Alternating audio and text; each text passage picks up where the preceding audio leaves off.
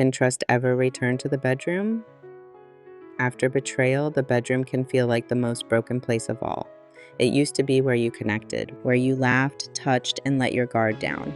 Now, it may feel like a battlefield of doubt, triggers, and silence.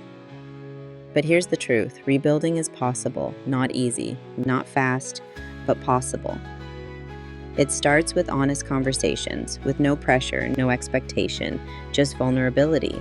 Rebuilding physical intimacy means creating a new foundation, one rooted in consent, communication, and mutual healing. You may start with non-sexual touch, holding hands, resting in each other's arms, or even just sitting close. You may need to cry before you can even think about closeness. That's okay. Intimacy isn't just about desire, it's about safety. And safety must be felt in your body before it can translate to your actions. So yes, trust can return to the bedroom, but only if both of you are willing to build it, one small, honest, respectful moment at a time.